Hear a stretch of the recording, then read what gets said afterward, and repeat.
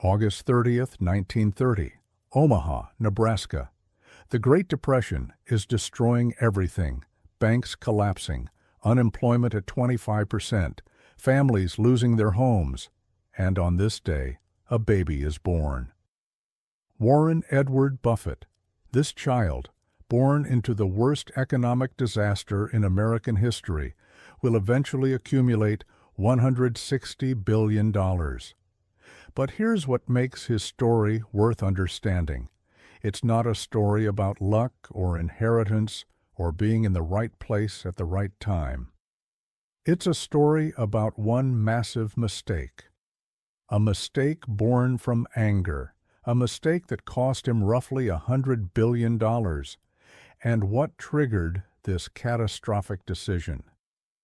Someone tried to cheat him out of 12.5 cents per share on a business deal. 12.5 cents. The price of a piece of candy in 1964. That tiny insult made Warren so furious that he abandoned every investing principle he believed in. He let emotion override logic, and it cost him a fortune that most people can't even comprehend.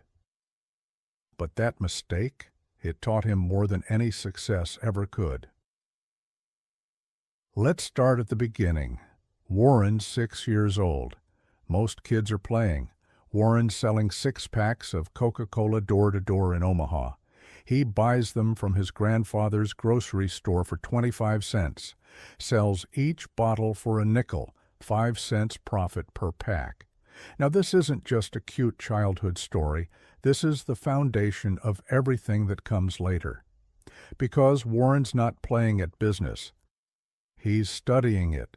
His father, Howard Buffett, was a stockbroker who became a U.S. congressman. The dinner table conversation in that house wasn't about sports or weather. It was about markets, economics, business fundamentals. At 10 years old, Howard takes Warren to visit the New York Stock Exchange.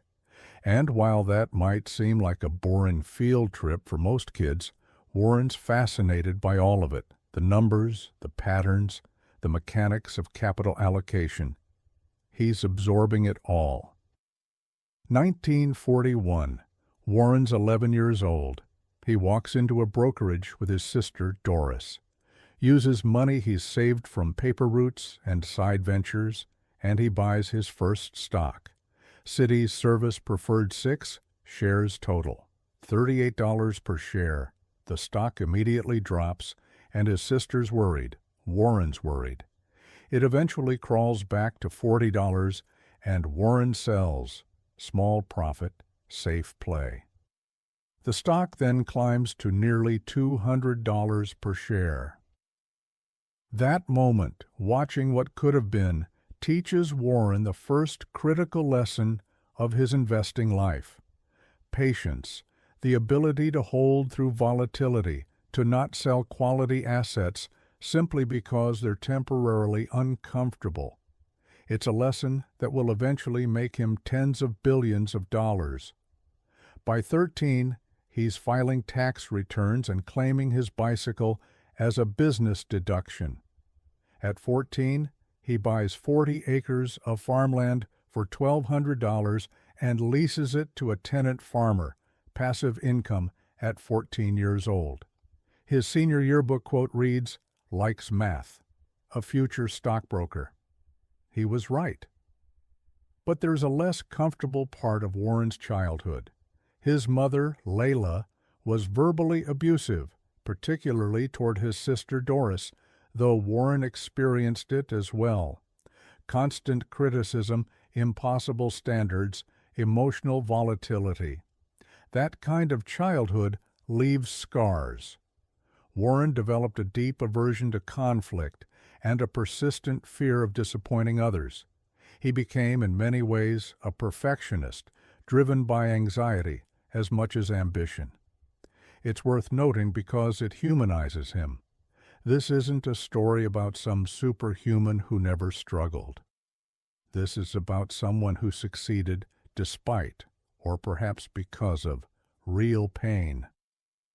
By age 20, Warren's accumulated nearly $10,000, that's roughly $130,000 in today's money, from paper routes, pinball machine businesses, and farm rental income. He applies to Harvard Business School. They reject him. And that rejection becomes one of the most consequential moments of his life, because it leads him to Columbia University, where he discovers that Benjamin Graham teaches. Benjamin Graham, the man who literally wrote the book on value investing. 1951. Columbia Business School. Warren enrolls specifically to study under Graham. And Graham doesn't just teach investing mechanics, he teaches investment philosophy.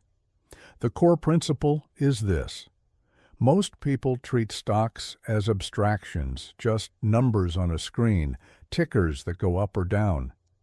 Graham taught that you should think of stocks as fractional ownership in actual businesses. When you buy a share of Coca-Cola, you're not buying a trading vehicle. You're buying a piece of the Coca-Cola company, and if the market's offering you that piece for less than its intrinsic value, that's opportunity. He called it margin of safety, the gap between price and value, the buffer that protects you when you're inevitably wrong about some of your assumptions. It's not complicated, but it's psychologically difficult because it requires patience, discipline, and the ability to ignore what everyone else is doing. Warren absorbed this framework completely. Graham gave him an A+, which was rare in his classes. But beyond the academic knowledge, Graham provided something equally valuable: mentorship. Graham was generous, thoughtful, a man of genuine integrity. When Warren's first son was born, Graham gave him a movie camera to capture memories. No agenda, just kindness. That generosity left a lasting impression. Warren would later say that aside from his own father, Benjamin Graham was the most influential person in his life. 1954. Graham offers Warren a position at his investment partnership with a starting salary of $12,000 annually, about $140,000 in today's terms. Warren and his wife Susie had just had a baby with another on the way, but they immediately relocated to New York. Because this wasn't just employment. This was Warren's real education. For 2 years, he worked directly alongside Graham, learning the nuances, watching every decision, understanding what worked and why. Then, in 1956, Graham retired and dissolved the partnership.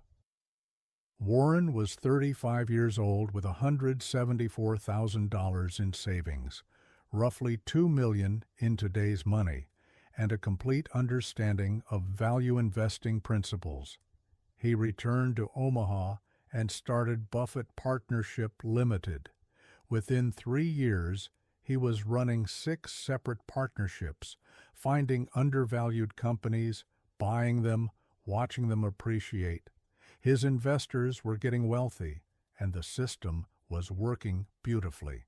And then in 1962, Warren identified at a company called Berkshire Hathaway, a struggling textile manufacturer trading significantly below book value.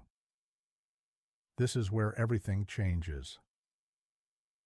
1964. Warren's been accumulating shares of Berkshire Hathaway for 2 years now.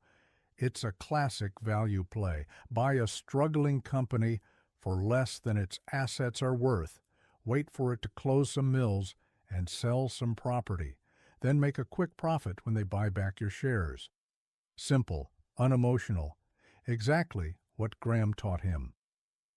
The company's manager, Seabury Stanton, calls Warren one day and says, "We'd like to buy back your shares. How about $11.05 FTI per share?" Warren agrees, and they shake hands over the phone. Deal done. 2 weeks later, a letter arrives in Warren's mailbox with the official written offer from Berkshire Hathaway. Warren opens it. The price, $11.37.5 per share. Not $11.50. $11.37.5. Stanton had shaved off 12.5 cents per share. Now let's put this in perspective. Warren owned thousands of shares, so the total difference was about $14,000 on a deal worth over $1 million. Not huge money, even back then. But that wasn't the point. They had agreed on $11.50, they had shaken hands, and Stanton tried to chisel him for an extra 12.5 cents per share. Warren stared at that letter, and something inside him snapped. This wasn't about the money anymore. It was about respect, about integrity, about someone thinking they could get away with cheating him. Warren picked up the phone and called his broker, but he didn't call to negotiate the price or to complain. He called to declare war. "Buy more shares," Warren said, "as many as we can get." And Warren didn't just buy a few more shares, he bought aggressively at $7.50 per share, then 10, then 14. He was now paying more than the company was worth. This was no longer value investing. This was revenge. April 1965. Warren had bought enough shares to control the company. At the board meeting on May 10th, Stanton showed up, called the meeting to order, and then resigned. His son resigned too, and they both walked out. Warren Buffett was now chairman of Berkshire Hathaway. He had won the battle. But he had lost something much, much larger. Because now Warren owned a failing textile company in a dying industry. American textile manufacturing was being decimated by foreign competition, mills were closing everywhere, and the business model was obsolete.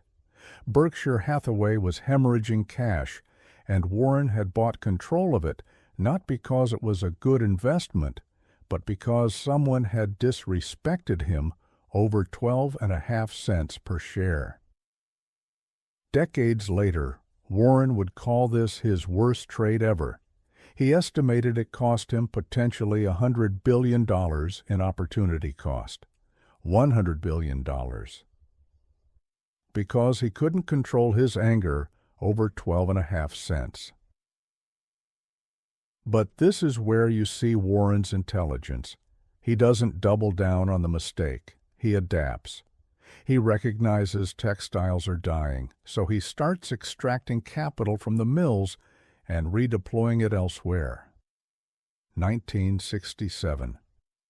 2 years after taking control, Warren makes his real move.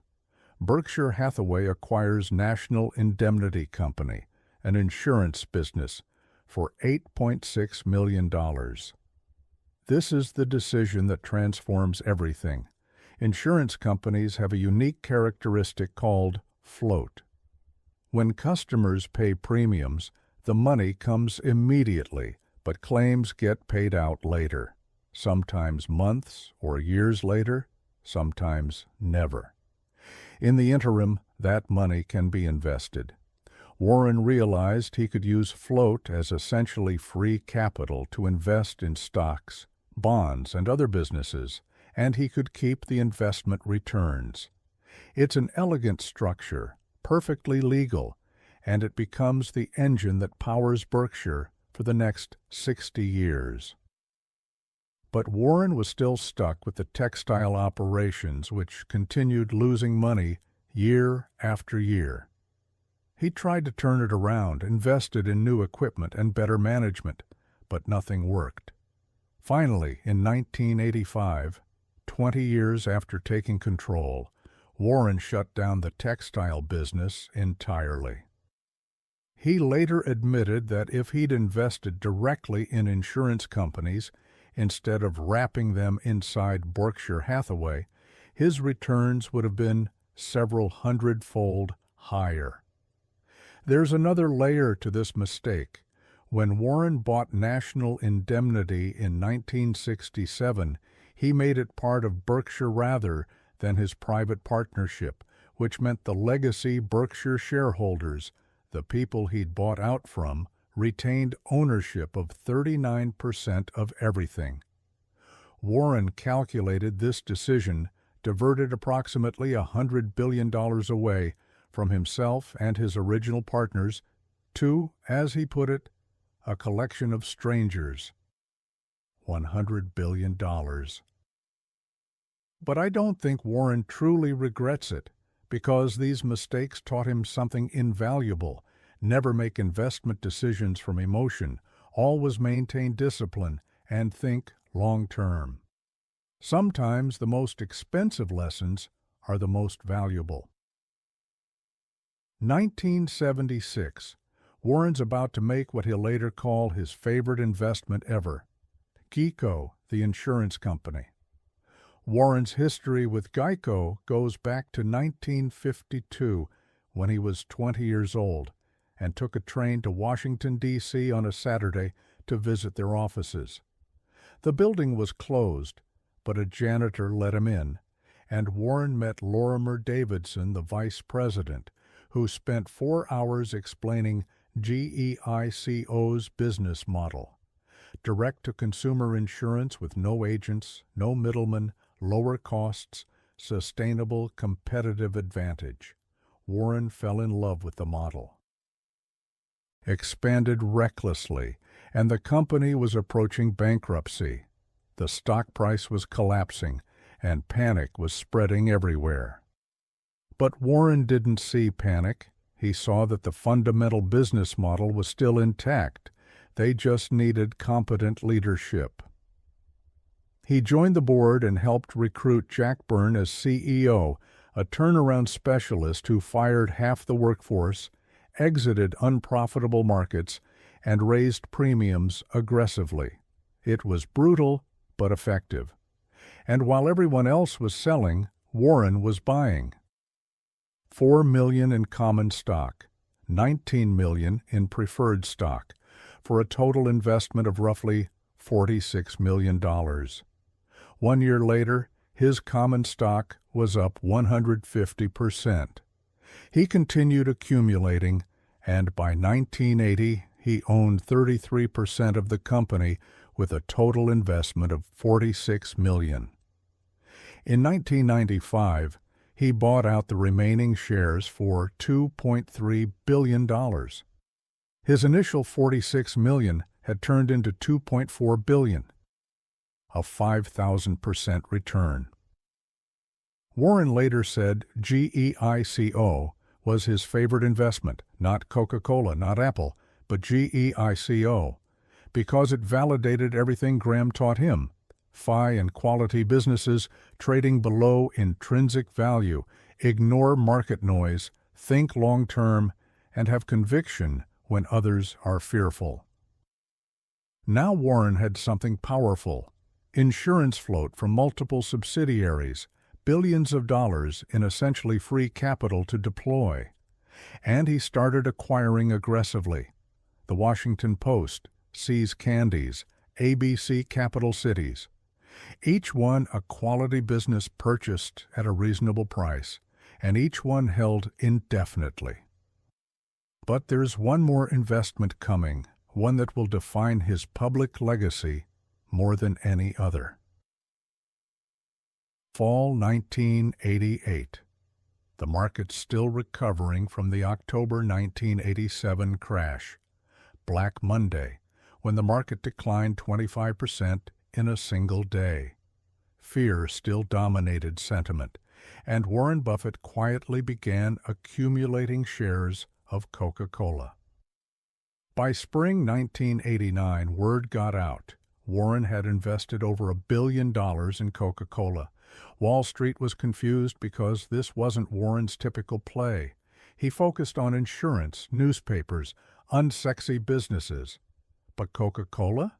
Consumer brands trading at 15 times earnings, 5 times book value? By traditional Graham metrics, it looked expensive. So, why did he do it?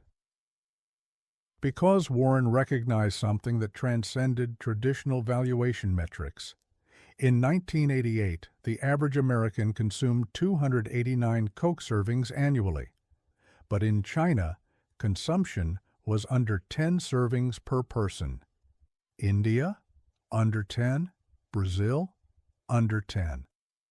Warren looked at those numbers and saw inevitable growth. Billions of people in developing economies who would increasingly consume Coca-Cola as their incomes rose. This wasn't speculation. This was demographic and economic inevitability. The brand itself was untouchable. Warren once said, "If you gave me $100 billion and asked me to compete with Coca-Cola, I'd give it back and say it can't be done." Because Coca-Cola doesn't sell a beverage, they sell identity, nostalgia, and cultural connection. When you see that red can, you're not thinking about ingredients. You're thinking about memories, summer afternoons, family gatherings, celebrations. That's not marketing. That's a moat. The company had also just survived the new Coke disaster of 1985, when they'd attempted to change the formula and customers revolted, forcing them to bring back Coca-Cola Classic. And that reaction proved something remarkable. People loved the product so intensely, they'd actively fight to preserve it. That's not a customer base. That's cultural infrastructure. Warren also bet heavily on management. Roberto Goizueta as CEO, a Cuban immigrant who'd risen through the engineering ranks, and Donald Keough as president. These executives were expanding globally, acquiring and optimizing bottling operations, and focusing relentlessly on shareholder returns. They weren't managing a company, they were building a global system. Warren invested $1.3 billion, and by 1994, he owned 400 million shares, roughly 9% of the company, and then he simply held. While other investors traded in and out based on quarterly results, Warren did nothing. He held through the 90s boom, the 2000 dot-com crash, the 2008 financial crisis, and COVID-19, still holding today. The returns? By 2024, that $1.3 billion investment was worth over $25 billion, nearly a 2,000% return. But the dividends tell an even better story. In 1988, Coca-Cola's dividend was 7.5 cents per share, and by 2023, it was $1.84 per share. Warren's 400 million shares now generate over $700 million annually in passive income. By 2023, Berkshire had collected over $10 billion in cumulative dividends from Coca-Cola. $10 billion from simply holding a quality asset. And here's the detail that captures Warren's personality. He drinks 5 Cokes daily, 3 during the day and 2 at night. He's consuming his own investment and generating hundreds of millions doing it. This is the Buffett methodology distilled. Identify wonderful businesses with durable competitive advantages, pay reasonable prices, hold indefinitely nightly, and let compounding do the work. By the mid-2000s, Warren's wealth had reached $60 to $70 billion. He still lived in the same house in Omaha he'd purchased in 1958 for $31,500. Drove unremarkable cars, ate at McDonald's, drank cherry Coke, and people started asking the inevitable question, what was he going to do with all that money? June 26, 2006. Warren appeared at a press conference alongside Bill and Melinda Gates.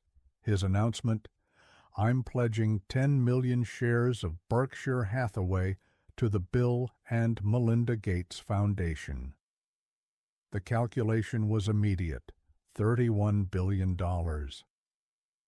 the largest single charitable donation in American history. But he continued with an additional $3.6 billion to the foundation named for his late wife Susan, and $1.3 billion distributed among his children's foundations. Total commitment, over $43 billion. His explanation was characteristically straightforward. I don't think I'm as well equipped to be a philanthropist as Bill and Melinda are. What's more logical than finding someone better equipped and giving them the resources? Warren understood his competitive advantage, capital allocation, identifying value, and compounding wealth. But running a foundation and implementing global health initiatives, that required different expertise. So he deployed his capital to people who possessed that expertise, people who could take risks, fund innovative solutions, and move faster than governments, and it worked. Over the subsequent 17 years, Warren has donated over $50 billion, with $39 billion going to the Gates Foundation alone. That capital has funded vaccines, saving millions of lives, malaria treatments, HIV research, agricultural development lifting families out of poverty, and educational opportunities for underserved communities. Measurable impact, lives saved, futures created. Because Warren recognized that wealth's purpose isn't accumulation, it's deployment. In 2010, Warren partnered with Bill and Melinda Gates to launch The Giving Pledge. The concept was elegant. Invite the world's wealthiest individuals to publicly commit to donating at least 50% of their wealth to philanthropic causes. No legal enforcement, simply a public commitment. As of 2022, 236 billionaires from 28 countries have signed. That represents hundreds of billions of dollars committed to addressing global challenges like climate change, disease, poverty, and education. All initiated because Warren said, "I'm giving away 99% of my wealth. Join me." Now, let's be honest, not every signatory follows through completely. Some accumulate wealth faster than they donate, and some use foundation structures that minimize actual charitable distribution. But the cultural shift matters. Before the Giving Pledge, dynastic wealth was the norm, with fortunes passed through generations and carefully preserved. Warren rejected that model explicitly, and he said repeatedly, "I've never wished to create a dynasty." His children will inherit enough to live comfortably and pursue their interests, but the billions are being deployed now during his lifetime, where he can witness the impact. In 2024, Warren updated his will to include 3 independent trustees alongside his children, ensuring that even after his death, the capital gets deployed effectively rather than accumulating in perpetuity, not to build monuments bearing his name, but to solve problems. Warren Buffett's office in Omaha looks unimpressive. No Bloomberg terminals, no walls of monitors, just a desk, some books, and a phone. This is headquarters for a trillion-dollar enterprise, staffed by 27 people. For context, Apple employs 164,000 people, and Amazon employs 1.5 million. Berkshire Hathaway, which wholly owns GEICO, BNSF Railway, Dairy Queen, and Fruit of the Loom, while holding massive positions in Apple, Coca-Cola, and Bank of America, operates with 27 people at headquarters. Because Warren doesn't believe in complexity, he believes in clarity. His investment framework hasn't changed since he learned it from Graham in 1951, Identify quality businesses with sustainable competitive advantages, purchase them at reasonable prices relative to intrinsic value, and hold indefinitely. That's the entire system. No algorithms, no high-frequency trading, no cryptocurrency speculation, just disciplined capital allocation and patience. From 1965, when Warren took control of Berkshire, through 2023, the company's returns averaged 19.8% annually, while the S&P 500 averaged 10.2% over the same period, for 58 consecutive years. That's not luck. That's systematic excellence. So, what can we actually learn from Warren Buffett's journey? First, patience is perhaps the most undervalued skill in investing and in life.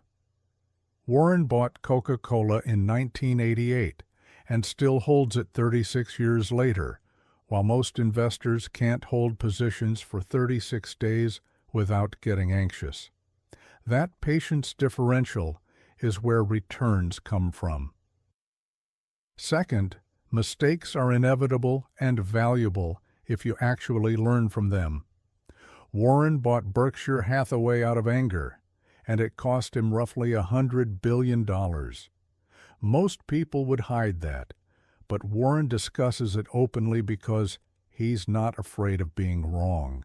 He's afraid of not learning. Third, find exceptional teachers and absorb everything they know. Benjamin Graham fundamentally shaped Warren's approach to investing and to life, not just the technical methodology, but the emphasis on character, integrity, and long-term thinking. Warren's still applying those lessons 75 years later. Fourth, reputation compounds like capital. Warren built Berkshire on transparency, fairness, and honesty, no financial engineering, no accounting games, just decades of doing exactly what he said he'd do. That reputation has value that transcends any individual transaction. Fifth, think in decades, not quarters. Warren doesn't optimize for next month's returns. He invests as though each business will exist for a century, because quality businesses compound value over time, and compounding, given sufficient time, produces results that seem impossible. Sixth, wealth without purpose is just accumulation. Warren's giving away 99% of his fortune, over $60 billion so far, not because of external pressure, but because witnessing impact, like vaccines, saving children, and education creating opportunity, that's the actual return that matters. Warren once observed, "The happiest people I know are the ones who've learned to hold everything loosely." He's worth $160 billion, but lives in a house he bought for $31,000, eats McDonald's for breakfast, drinks cherry Coke, and plays bridge online. He's not performing for anyone. He's just himself. August 30th, 2024. Warren turns 94. Same house, same routine, same office. Still reading annual reports, still analyzing businesses, still learning. Because for Warren, this was never primarily about the money. It was about the intellectual challenge, the satisfaction of being right over extended time horizons, and the craft of capital allocation. From a 6-year-old selling Coca-Cola bottles door to door to a 94-year-old deploying $160 billion towards solving global problems, Warren Buffett's story demonstrates something important. That patience compounds, that discipline matters, and that character counts. That you don't need to be the smartest person in any room, you need to be the most rational, the most disciplined, and the most patient. That real wealth isn't what you accumulate. it's what you do with it. Warren Buffett didn't just become a billionaire. He became evidence that with sound principles consistently applied over decades, you can build something extraordinary and perhaps change the world in the process. The Oracle of Omaha, the man who bought the world. One patient decision at a time.